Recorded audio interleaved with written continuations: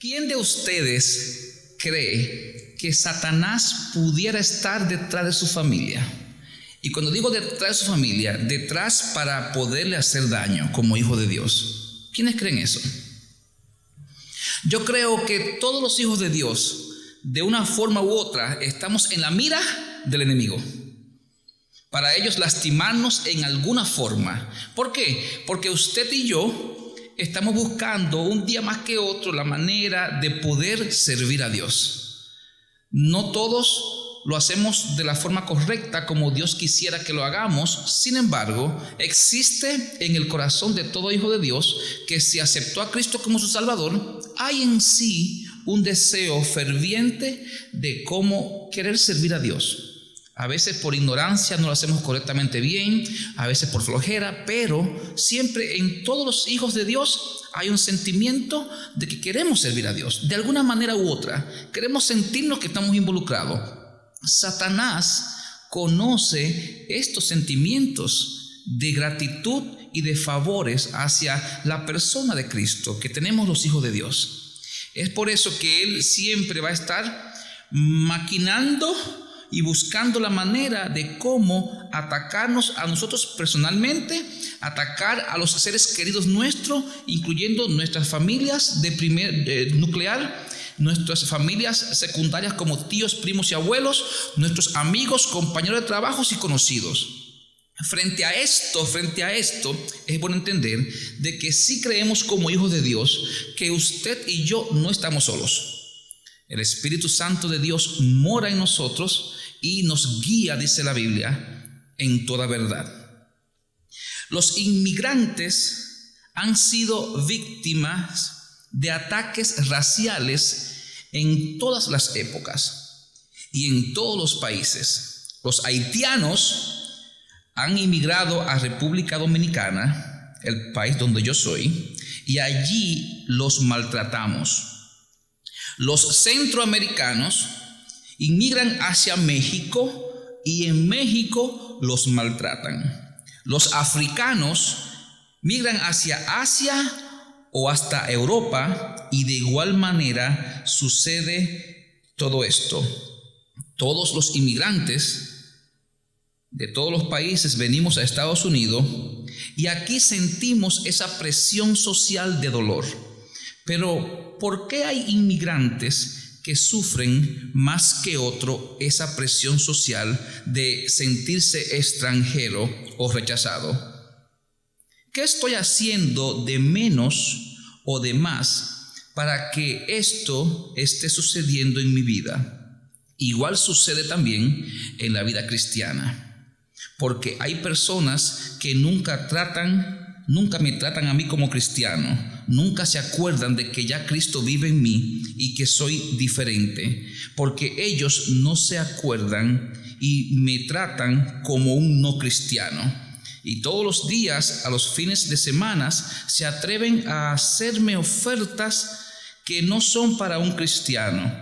¿Qué estoy haciendo de menos o de más para que mis amigos, mis compañeros de trabajo o estudio y mi familia me hagan estas ofertas? ¿O por qué hay hermanos en la iglesia que no reciben este tipo de ofertas de sus conocidos como yo las sigo recibiendo? ¿Qué es lo que yo he leído? El sentimiento de vivir en un país lejano o un país ajeno al donde yo nací, nosotros no estamos exentos a que haya algún tipo de sentimiento de rechazo porque somos extranjeros, porque no nos parecemos a los nativos donde estamos, porque no sabemos hablar bien el idioma, porque simplemente vestimos de la misma forma que vestimos en nuestros países, o leemos y comemos como si estuviéramos en nuestros países. Y eso, aunque uno no quiera aceptarlo, genera cierto tipo de rechazo del que es local, donde uno está residiendo. Sin embargo, yo me he dado cuenta que aquí en Estados Unidos aún somos de diferentes países, yo veo que hay algunos de nosotros que no sufre tanto como otro el ser inmigrante. Hay algunos como que sufren más que otros. Y yo me puse a darle vuelta a este pensamiento y yo entendí que si yo estoy en este país o yo hubiera inmigrado a otro país, yo debo de tratar lo más posible de parecerme al país donde voy, para que mientras yo ande en la calle y yo ande caminando y ande viviendo en el país donde voy, yo pase lo menos desapercibido posible. Yo recuerdo que cuando había en Arizona esta persecución del alguacil que estaba atacando a los inmigrantes, yo recuerdo que una de las cosas que de las iglesias hispanas decían: no se vistan como ñañitos, porque lo van a ver y lo van a reconocer en la calle. No se vistan como mexicanos, aunque sean mexicanos y sean patriotas, porque lo van a reconocer en la calle y la policía lo va a agarrar. Vístase como un gringo, aunque sea hasta que pase este problema, decían en la noticia. Y realmente, cuando uno sigue identificándose en un país ajeno como lo que uno es, y encima de eso este país tiene una política de inmigración un poco difícil, entonces uno sufre más que otro. Pero aparte de eso me vino a la mente que no por mi aspecto, sino también por la forma en que yo quiero hacer las cosas en este país, igual como yo lo hacía en el país mío. Es decir, no queremos cambiar ni transformarnos, queremos seguir viviendo como vivíamos allá y pensando como vivíamos allá. Sin embargo, en este país o en el país que estuviéramos, hay leyes que hay que respetar, que se parecen algunas a nuestros países, sin embargo, hay otras que no. Yo conozco personas que tienen aquí en este país viviendo 35, 40 años y no hablan inglés todavía. Entonces, cuando van a una oficina pública, desde que van con el hijo a que le traduzca, o desde que hablan un inglés con mucho acento y que no entienden, entonces eso provoca al que está dentro: vino a hacerme perder el tiempo. Y le surge el sentimiento racial y por eso sufre. Sin embargo, hay otros que tienen 15 años y ya hablan un inglés perfecto y vinieron de la misma aldea, de la misma ciudad y hasta son de la misma familia. ¿Qué hizo ese que en 15 años ya habla un inglés perfecto y qué no ha hecho ese que tiene 35 que no habla nada de inglés? Es la misma comparación que yo quiero en el día de hoy hacer con la iglesia. Me trataron como un no cristiano. ¿Qué pasa con aquel cristiano que la gente me sigue tratando como que yo no sirvo a Cristo y me hacen ofertas todos los días? Mis amigos, mis amigas, mis compañeros de trabajo y mis familiares, y no respetan que yo soy cristiano. ¿Por qué ellos no me respetan como cristiano? En el día de hoy vamos a tratar el tema: me trataron como un no cristiano. Pastor, ¿por qué mi amigo, cuando lo invito a mi casa a una fiesta, siempre sale borracho? Pastor, ¿por qué en las fiestas de mis hijos, las fiestas que ellos hacen en la casa, siempre hay alguien que trae drogas o siempre llega la policía? Pastor, ¿por qué todos los amigos de mis hijos son tan degenerados? Y el que no fuma consume, y el que no es un borracho o tiene sida, o el que no consume ha caído preso.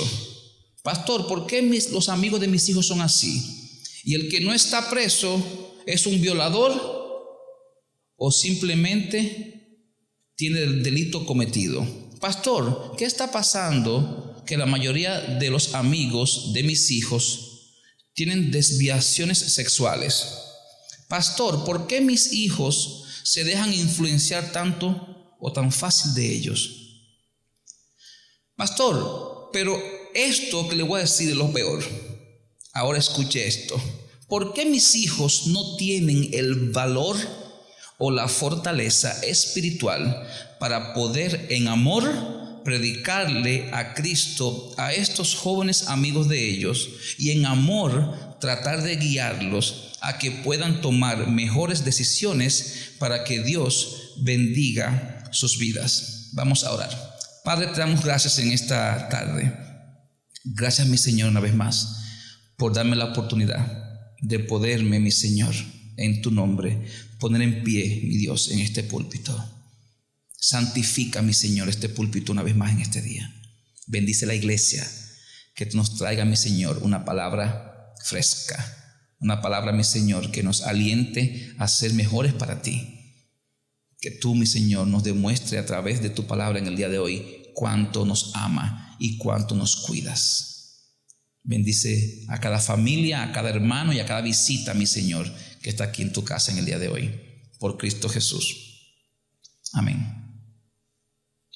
¿Alguien conoce a esa persona? ¿Quién es? Un cantante. ¿Cómo se llama? Bob Marley.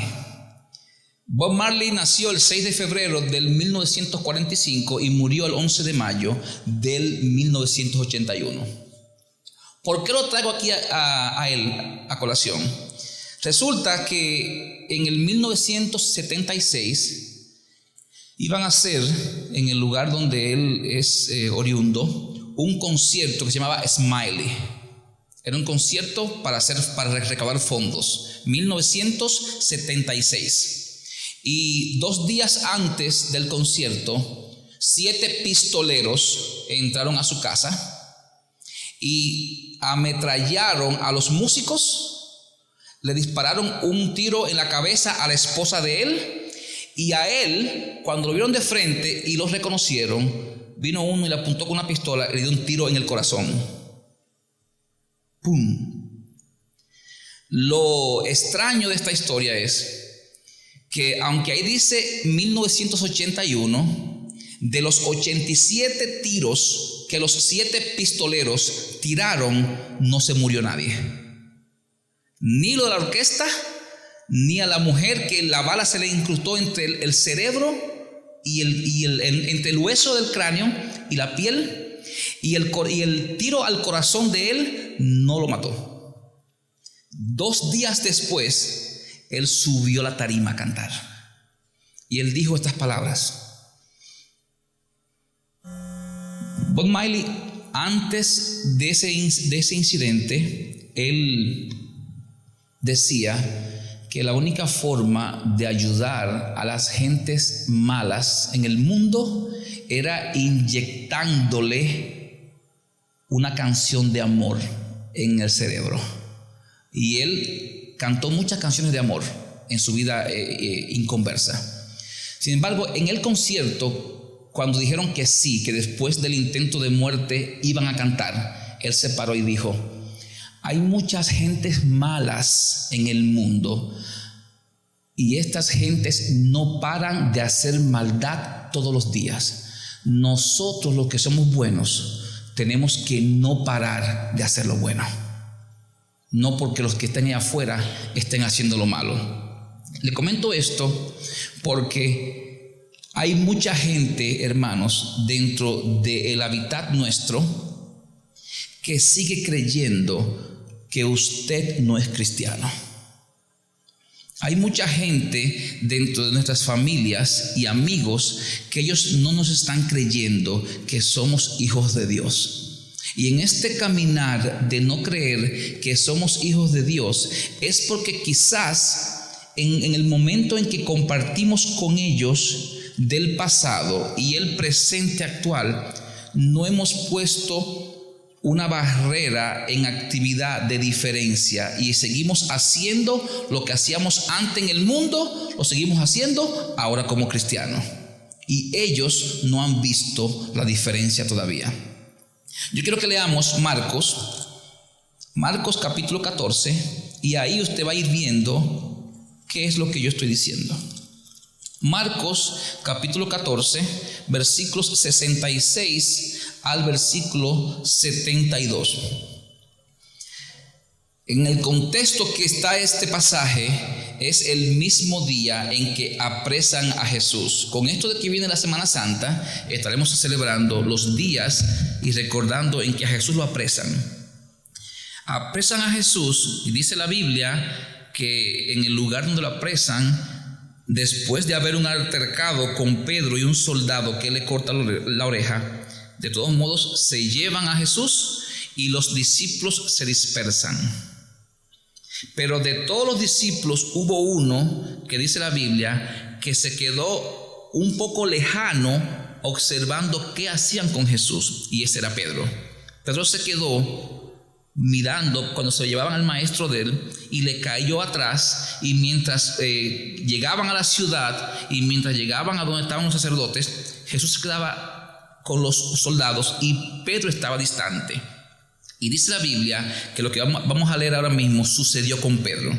Versículo 66 del capítulo 14, dice así: estando Pedro abajo en el patio, vino una de las criadas del sumo sacerdote, y cuando vio a Pedro que se calentaba mirándole, dijo: tú también estabas con Jesús el Nazareno.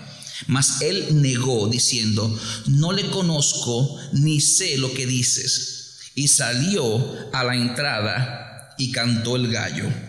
Y la criada, viéndole otra vez, comenzó a decir a los que estaban allí: este es de ellos.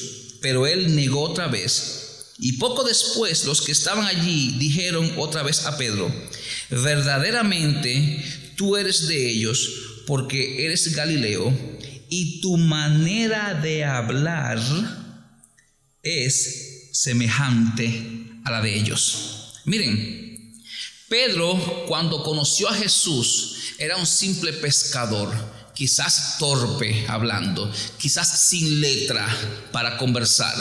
Pero 3 años después, en la intimidad y la cercanía de Jesús como discípulo, le cambió el lenguaje de hablar. No solamente porque era Galileo, no. Ellos dijeron: sí, tú eres de ellos porque tú te pareces a Jesús, hablando en otras palabras. ¿Cuál es el significado de todo esto? Y me voy a ir después a tratar el tema que tiene que ver cómo yo puedo parecerme. A mí me enviaron en esta semana más de 10 mensajes, algunos de ustedes y otros de otra iglesia, y me dijeron: pastor, ¿cuándo usted va a predicar de cómo podemos parar de pecar? ¿Cuál es la clave para yo no seguir pecando en mi vida? Y eso me inquietó, esa pregunta, bastante. Y el Señor puso en mi corazón que pudiéramos trabajar en el día de hoy con ese tema de cómo podemos parar de pecar. Y lo primero que el Señor puso en mi corazón fue: quizás no están parando de pecar porque están recibiendo más tentaciones que otros.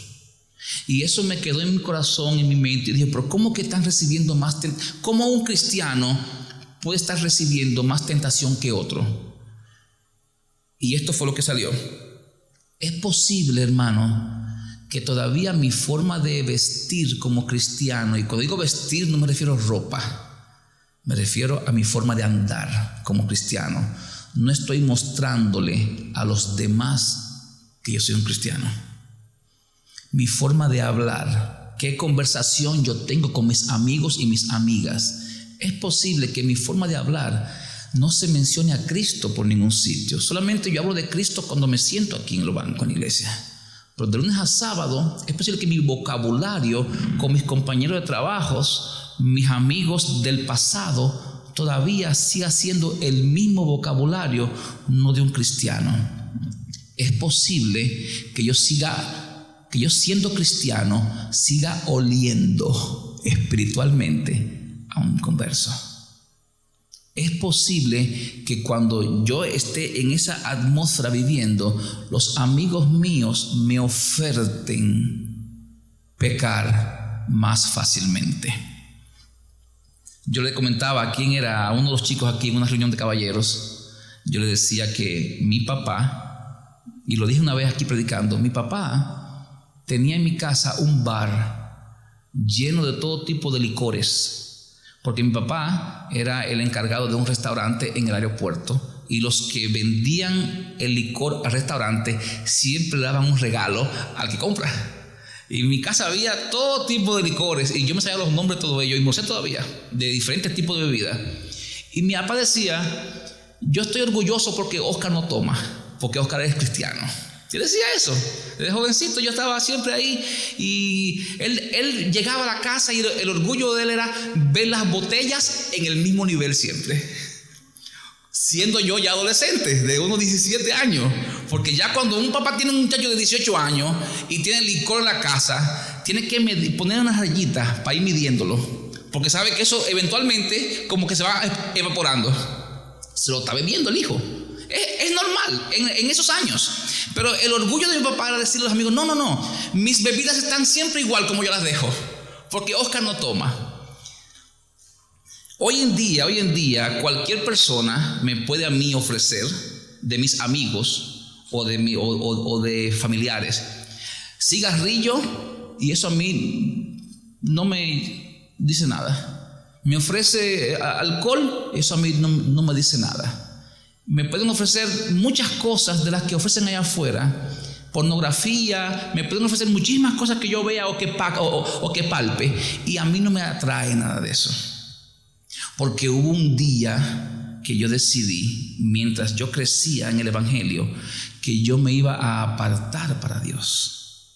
Porque el cristiano no es un cristiano de boca, sino es un cristiano que tiene que apartarse para Dios, para vivir. Entonces, nadie se atreve a mí a decirme: toma este cigarrillo, porque no me lo van a ofrecer, porque yo en mi vocabulario yo entiendo con ellos hablando de que yo no soy una gente que estoy en ese mundo de vicios.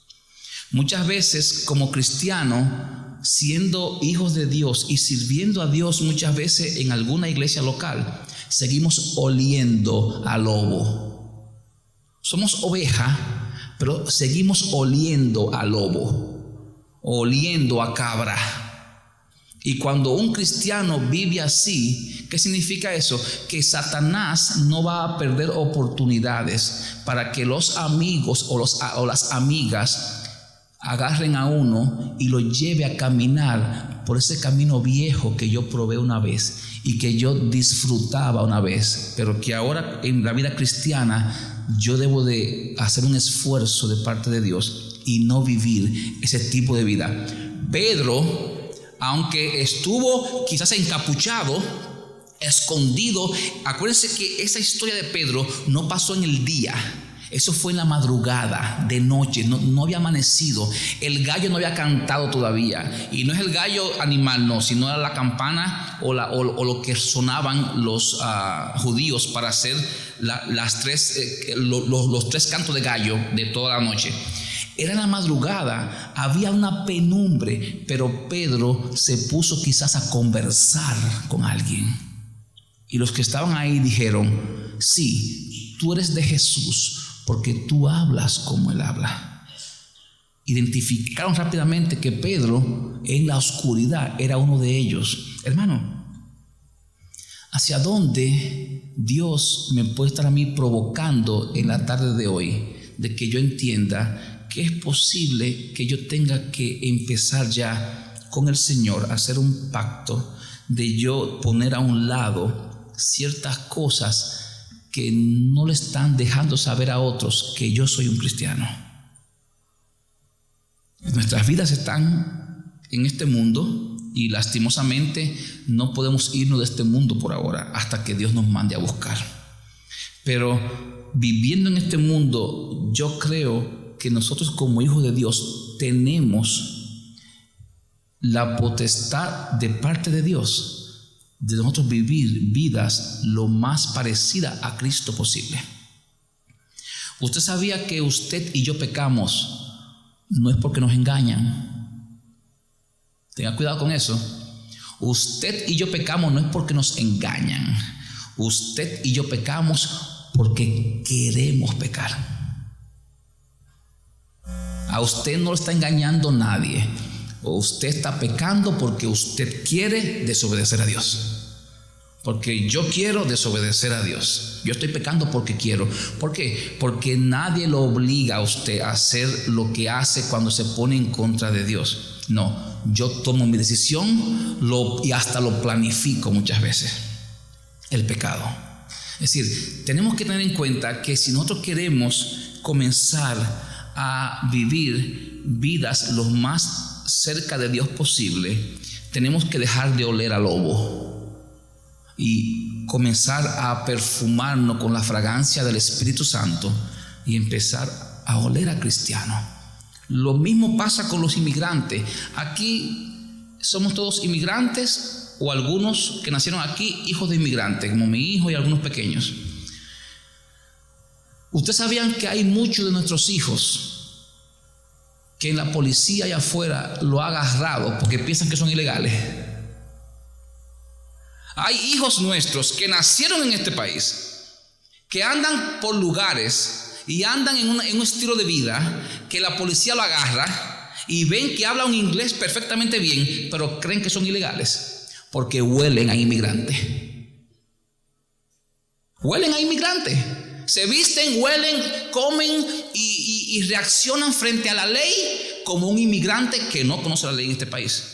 Y lo agarran preso y llega el papá con el pasaporte americano. Y entonces la policía dice, oh, I'm sorry, que es un ciudadano americano, nació aquí, o con certificado de nacimiento. Pero a veces nos conducimos que parecemos que debiéramos, y hermanos, yo no me estoy oponiendo a que usted sea auténtico. Somos inmigrantes. Y usted ve al pastor con esto, pero de lunes a sábado yo parezco un dominicano. Mero dominicano, platanero. Sí. Y si usted es de Honduras, parezca ser un hondureño porque esa es su nacionalidad. Y si usted es de Ecuador, parezca ecuatoriano. Pero a lo que quiero dejarles saber es esto: es que nosotros tenemos que entender que como cristianos, nuestra ciudadanía no es de este mundo, dice la Biblia. Que mi comportamiento debe ser un comportamiento celestial. En el boletín, abran sus boletines. En la parte izquierda hay unas letras grandes. ¿Qué dice ahí? ¿Identidad qué? Ábranlo, ábranlo. Identidad celestial. Yo creo que el cristiano, aún viva en este cuerpo carnal, tiene que mantener espiritualmente una identidad de una nacionalidad celestial, porque somos de Dios. Le pertenecemos a Dios, y eso debe de provocar en nosotros una actitud de que olamos a Cristo en todo lo que hagamos. Que si yo voy a hacer una decisión en mi vida o a reaccionar en un momento determinado, que yo pueda reaccionar igual como Cristo reaccionó, o como Cristo reaccionaría si estuviera en mi posición en el presente. Vamos a leer. Y esta es la parte buena del mensaje, donde el Señor nos insta a cómo nosotros poder no seguir oliendo a cabra o a lobo, porque somos oveja. Romanos capítulo 12, y este es un pasaje muy conocido, bien predicado por muchos pastores alrededor del mundo, y es posible que usted lo haya escuchado hasta de mí muchas veces. Pero esta es la receta que Dios nos da a través del escritor de Romanos, y también la súplica que este escritor le da a los hermanos que estaban comenzando a vivir dentro del imperio romano. Capítulo 12 de Romanos, versículo 1 y 2. Y yo quiero detallar lo más simple posible este texto. Ojalá que usted en el pasado lo haya podido desmenuzar en esta forma, pero si no, vamos a ver cómo Dios en el día de hoy nos aclara letra por letra, palabra por palabra, qué quiso dejar dicho el escritor de estos dos versículos. Dice así: así que, hermanos, os ruego por la misericordia de Dios, que presentéis vuestros cuerpos en sacrificio vivo, santo, agradable a Dios, que es vuestro culto racional. no os conforméis a este siglo, sino que transformaos por medio de la renovación de vuestro entendimiento, para que comprobéis cuál sea la buena voluntad de Dios, agradable y perfecta. Miren, en español, lastimosamente, perdemos mucho en la traducción. Yo lo he dicho otras veces, y por eso es que uno tiene que a veces indagar en otros pasajes para uno ver, y ojalá el que sepa griego que pueda determinar exactamente qué palabra se usó aquí cuando dice ruego.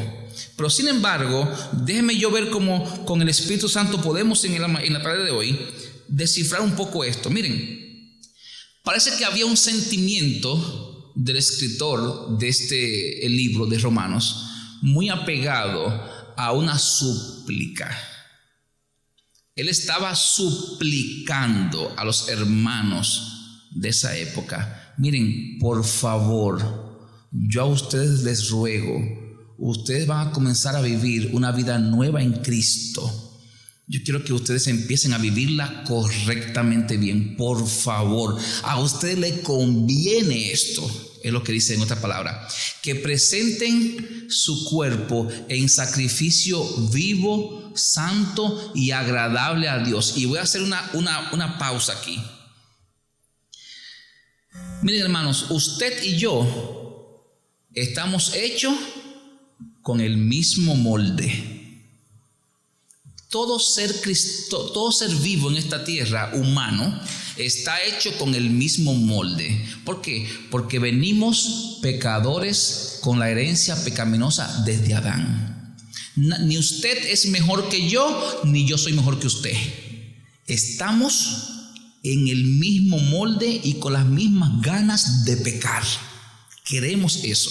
Pero ¿qué pasa cuando yo estoy saboreando el pecado como hijo de Dios y dejándome influenciar, que para que yo pueda virar ese sentimiento va a implicar un sacrificio? Si a usted yo lo invito a mi casa a almorzar o a cenar y usted no es de comer mariscos, comida de mar, seafood, a usted no le gusta o no lo acostumbraron, y justamente lo que la esposa del pastor o el pastor cocinó fue langosta o cocinó camarones, y usted no puede comer eso por lo que sea, pero se lo va a tener que comer porque está en mi casa, y ya yo oré por los alimentos y hay que complacer al pastor para que se lo coma. Usted va a hacer un sacrificio para comérselo. Si usted invita a los jóvenes que no comen vegetales a su casa y usted les brinda vegetales, y usted es de lo que cuando invita tiene uno que comer, entonces ese joven que no come vegetales va a tener que hacer un sacrificio en contra de su voluntad y en contra de su lengua y en contra de su palabra, en comerse estos vegetales que a mí no me gusta. Yo no le dije que yo no comía. Hermano, ese es el mismo sentimiento de un cristiano que dice ese texto. Dios a usted no le está pidiendo que presente su cuerpo en sacrificio vivo, santo, agradable, porque eso es lo que a usted le gusta. A nosotros no nos gusta eso. Nuestra naturaleza nos inclina al mal, dice la Biblia. Vivir la vida cristiana no es fácil.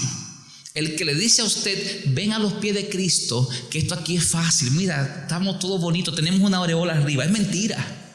No, porque es difícil. La vida cristiana es vivir segundo a segundo, minuto a minuto, día tras día, semana tras semana, luchando por irme en contra de lo que es para el mundo correcto y lo que a mí me gusta hacer. Yo les explicaba a mis hijos en el día de ayer que cuando uno habla de sacrificarse es uno irse en contra de la corriente. La corriente de este mundo me va a impulsar todo el tiempo a pegarle cuerno a mi mujer, ser el infiel en todo lo que ella no quiere que yo haga. Como hombre me va a llevar a yo enviciarme a hacer algo por ahí. Eso es la corriente de este mundo. Y me lo van a aplaudir los amigos. ¡Wow! Bienvenido al club de los infieles. Porque esa es la corriente que el mundo está caminando. Los jóvenes, miren, cuando un joven en la high school hace algo indebido, mientras uno lo ataca, allá le aplauden los amiguitos. Lo hiciste, wow, qué bueno, lo lograste, qué bueno lo hiciste. Eso es, eres parte del club ahora. Porque la corriente de este mundo lo que está es llevando a todos los jóvenes, a todo el ser humano, a usted y a mí, a hacer lo que a Dios no le agrada y lo que Él no quiere hacer. Entonces, cuando dice este pasaje, sacrificio vivo, significa que para que usted esté agradando a Dios, tiene que irse en contra de usted, en contra de sus amigos, en contra de la familia, en contra de los hijos y en contra de la sociedad. Porque todos estos juntos nos van a inclinar la balanza a yo ser enemigo de Dios, de una o de otra forma. Y eso nos va a costar un sacrificio, y más cuando a usted le gusta. Esa es la parte más difícil, cuando a uno le gusta hacer lo que uno sabe que a Dios no le agrada. Pero miren lo que sigue diciendo el texto. Sacrificio vivo, santo, agradable a Dios, que es vuestro culto racional. Y ahí es que yo apoyo lo que yo decía hace un rato, que usted y yo pecamos porque queremos hacerlo. Ay, pequé, Señor, y no me di cuenta que pequé. Es posible que usted cometa algún tipo de pecado, pero si usted es un hijo de Dios, el Espíritu Santo le va a poner en su corazón exactamente que lo que usted está haciendo es pecado. Aquí las leyes de Estados Unidos dicen que usted es culpable de la ley que sabe que es mala y de la que no sabe. Usted va donde un juez y le dice: juez, perdóneme, pero yo no sabía que no se podía doblar en Nueva York con el semáforo en rojo, porque aquí en New Jersey se puede. En New Jersey usted dobla en rojo un semáforo y no hay problema. Si lo hace en Nueva York tiene un ticket. Ay, pero yo no sabía. A nosotros no nos importar. Usted tiene su ticket. Si usted no lo sabía, no, don't drive in New York. Sí, el ticket va y tiene que pagar su multa. A Estados Unidos no le importa eso. Las leyes, no, si usted no sabe, investigue antes de manejar en Nueva York o manejar en Connecticut, en otro estado. Hermano, igual con Dios. Dios puso leyes en usted y en mí, y encima de eso está el Espíritu Santo de Él, que nos guía a toda verdad, que siempre nos va a decir: ten cuidado, y encima de eso uno lo hace. Miren, no existe una mentira que usted y yo no digamos que en segundo, hermano, en fracciones de segundo, usted no sepa que está mintiendo, pero como quiera la decimos. Entonces, ¿qué significa eso? Que nuestro culto racional significa esto: el culto no es más que hacer algo. A veces pensamos que culto solamente es esto. Esto es un servicio, le llamamos culto. Pero culto es toda aquella actividad que un ser humano hace. Vamos a lavar carro, vamos a hacer un culto lavando carro. Es decir, es una actividad física que hace un ser humano. Es el término culto. Ahora, el culto racional significa que todo lo que usted hace de parte de Dios, tiene usted que estar consciente si está agradando a Dios o no lo está agradando. Por eso que dice ahí: sacrificio vivo, santo, agradable a Dios. Que eso debe de convertirse en usted en un culto racional todo el tiempo. Usted todo el tiempo y yo debemos estar todo el tiempo pensando que cada vez que yo doy un paso, ese paso tiene que estar agradando a Dios. No importa donde yo esté, ese paso debe de agradar a Dios. Donde quiera que usted camine, hable, escuche y haga cualquier tipo de actividad humana, usted tiene que entender, y yo te voy a entender, que a Dios le agrada que yo esté consciente todo el tiempo. Usted sabe, hablando del alcohol, que el tomar alcohol no es pecado. ¿Sabía eso usted? Tomar alcohol no es pecado.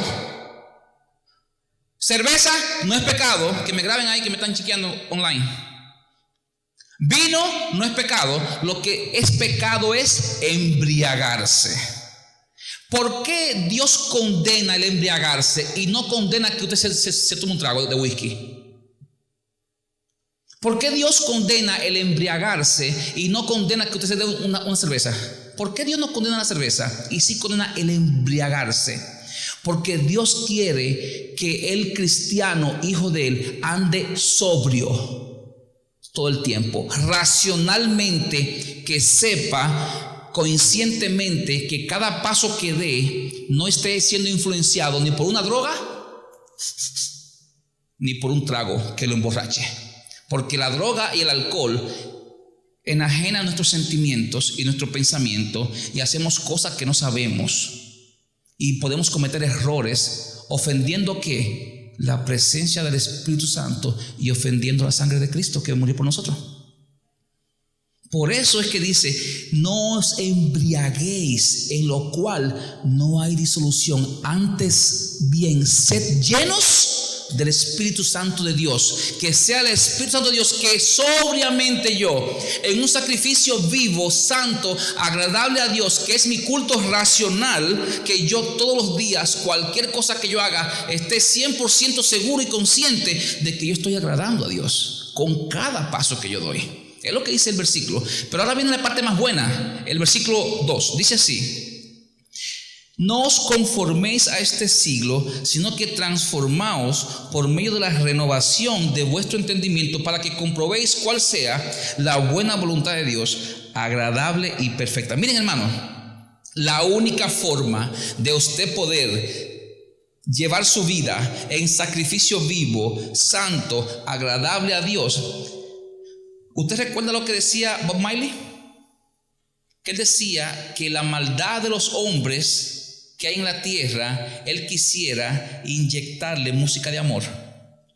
Usted necesita, y yo necesito, renovar nuestros pensamientos todos los días, como dice ahí, por medio de la renovación de vuestro entendimiento. El cristiano no puede quedarse atrás. Tiene que renovar sus pensamientos todos los días. Y la única forma de usted poder renovar sus pensamientos todos los días es a través de la intimidad con Dios y su palabra. Sencillamente como esto. Esto es un mensaje que usted lo ha escuchado muchas veces, pero es importante que usted entienda que si nosotros no leemos la palabra de Dios, con lo cual nuestros pensamientos no se renovan. Miren, aquí hay esposas que están muy preocupadas por los esposos. Aquí hay esposos que están muy preocupados por las esposas. Porque mientras ellas tienen mucho ánimo, o mientras él tiene mucho ánimo, mi esposa o mi esposo, yo lo veo como tan flojo, como que no aman a Dios. Miren, viniendo aquí los domingos no va a ser posible eso. Tienen que enamorarse de la Biblia para que la palabra de Dios le cambie el corazón. Si yo hago una encuesta aquí ahora mismo, yo a usted le aseguro que en esta semana, no todos los días, todos nosotros leímos la Biblia. Entonces, ¿cómo queremos que nuestro pensamiento, nuestra mente se renueve? Si queremos que sea el brujo Oscar Guerrero, el pastor brujo, que los domingos me hipnotiza aquí con un sermón, sea suficiente. Eso no es suficiente, hermano. No es suficiente. Tiene que enamorarse de la palabra de Dios. Tiene que leer la Biblia todos los días. Así como todos los días usted almuerza y cena y desayuna y toma agua, así debe ser el control. Si usted está en pecado, si usted está viviendo una vida que sigue oliendo a lobo, siendo oveja, es porque no está permitiendo que la palabra de Dios more y habite en usted y le transforme su mente. Usted está aquí, ¿sabe qué? Los domingos inyectándose una inyección de creer que es cristiano. Y va a su casa, ay, qué bueno, por lo menos cumplimos con Dios esta semana. No. Mire, yo siempre he dicho, yo prefiero que usted esté de lunes a sábado leyendo la palabra de Dios, orándole al Señor, y que no venga aquí a la iglesia el domingo. Pastor, ¿qué usted está diciendo? Yo prefiero que usted con Dios se asegure a usted y que lea la Biblia todos los días, la estudie. Y la Biblia, yo le enseño a mis hijos que hay 3 formas de hacerlo. Usted tiene que leer, entender lo que está leyendo y aplicándola. Son 3 pasos. Tiene que leer la Biblia. Señor, guíame en el día de hoy a ver qué voy a leer. Donde el dedo salga, ahí mismo es. Ezequiel 20. ¿De qué será esto? Pero déjame leerlo, porque ahí fue que Dios me guió. No, usted no puede leer la Biblia de esa forma. Lea la Biblia con un propósito, con un entendimiento. ¿Quiénes aquí acostumbran a leer libros? Cualquier libro, no importa. Algunos, eventualmente.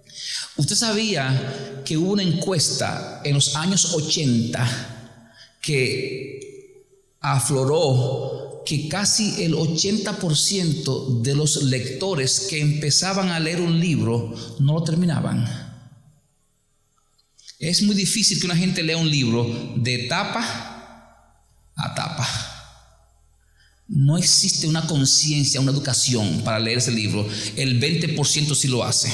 Entonces los escritores dijeron, se juntaron los escritores más famosos del mundo y dijeron, ¿qué vamos a hacer?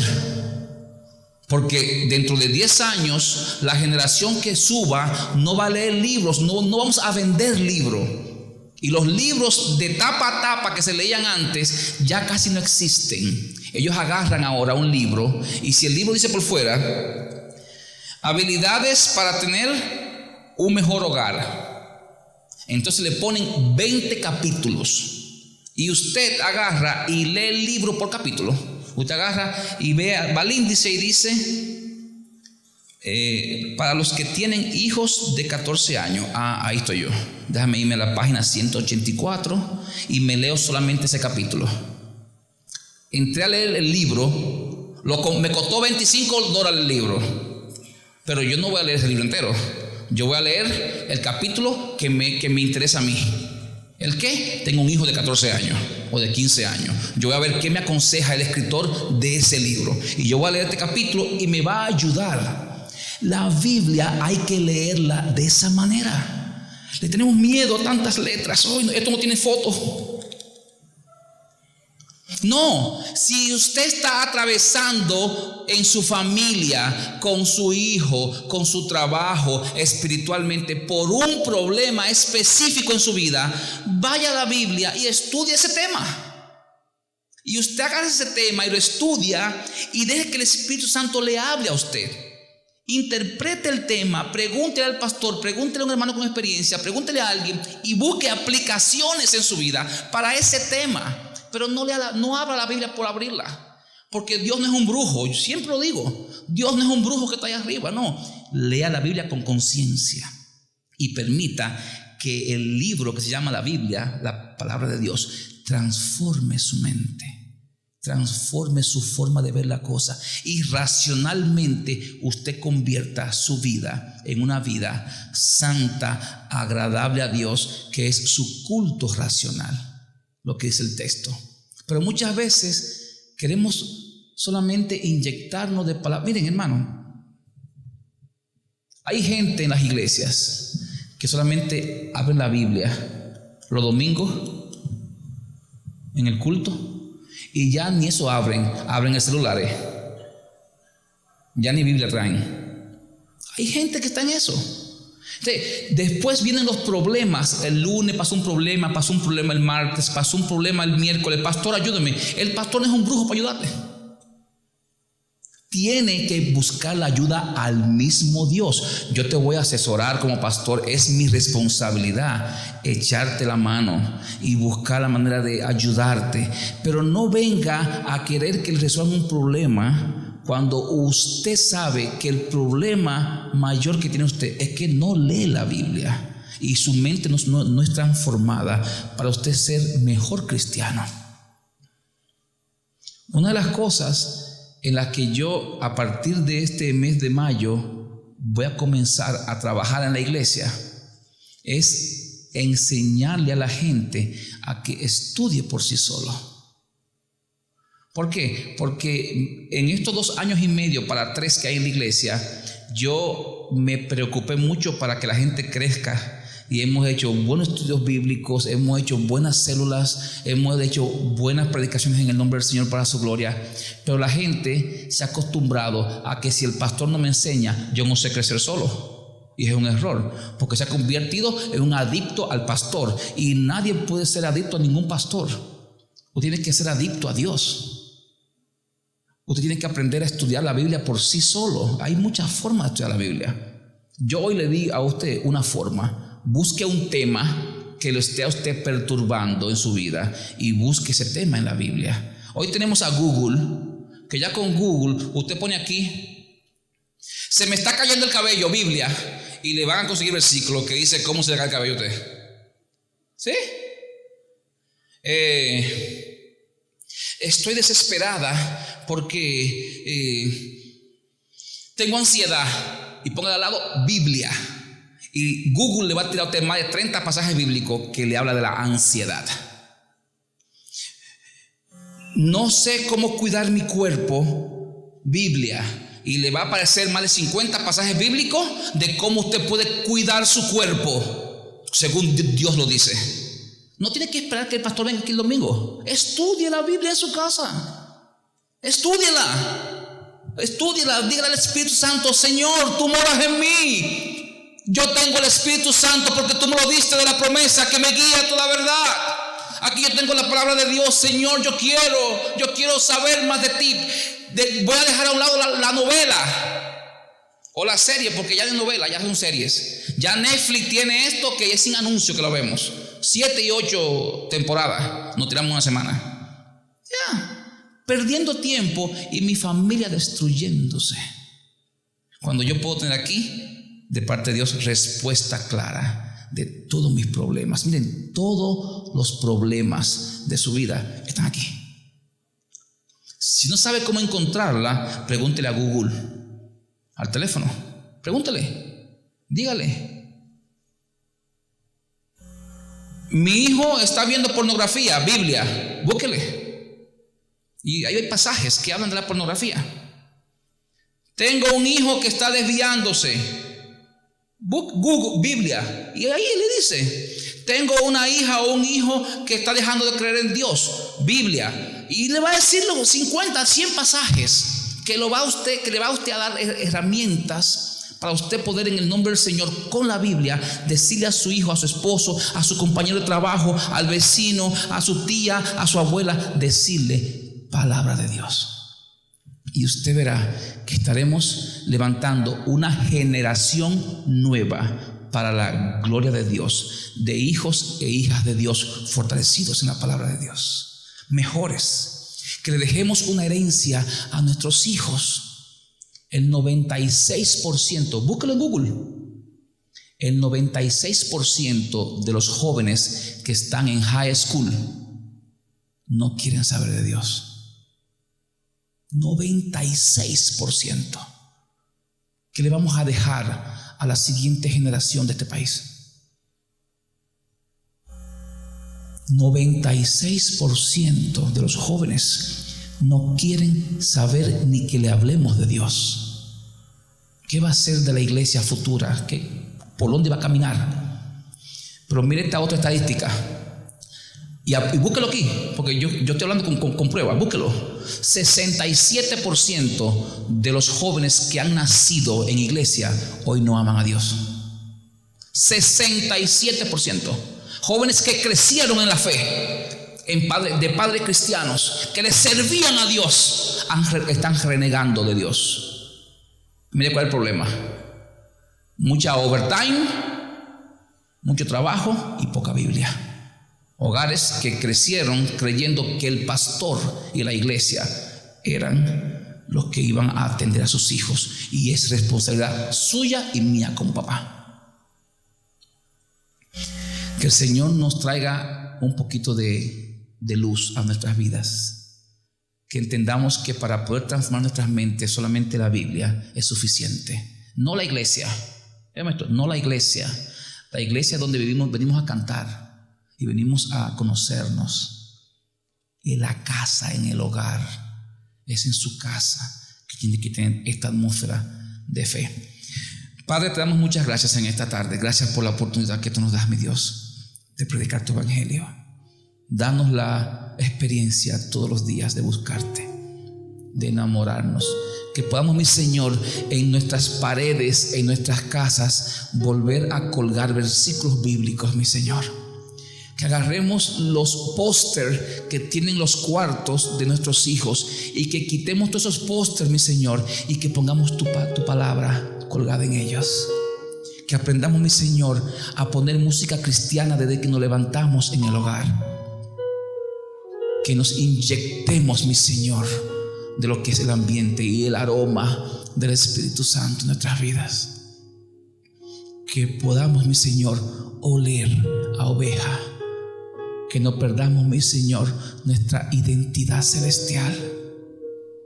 Te pedimos, mi Señor, perdón, mucho perdón te pedimos, porque sabiendo, mi Señor, lo que tenemos que hacer, no lo estamos haciendo. Pero danos fuerza, mi Dios, para continuar. Danos fuerza para seguir, mi Señor. Hay mucho que falta por hacer en esta generación que está subiendo. Danos, mi Señor, la ética espiritual para seguir adelante. Que vamos a caer, sí, mi Señor, vamos a caer, pero nos vamos a levantar contigo. Vamos a seguir adelante, mi Señor. No importa lo que esté pasando, mi Dios. Tú eres nuestro norte. Tú eres nuestro ser querido. Y tú vas, mi Señor, a terminar con bien lo que en principio empezaste con nuestros hijos. Yo pido, mi Señor, que este versículo se cumpla en nuestras familias. Que tú, mi Señor, fortalezca a nuestros hijos, nuestras esposas, nuestros esposos, mi Señor. Que nos aferremos a una vida y a una identidad cristiana, porque tú, mi Señor, tú bendices eso y tú agrada eso. Gracias por todo, mi Señor. Bendice la iglesia, que en este comienzo de semana, mi Señor, hagamos un compromiso con tu palabra, mi Señor, de leerla.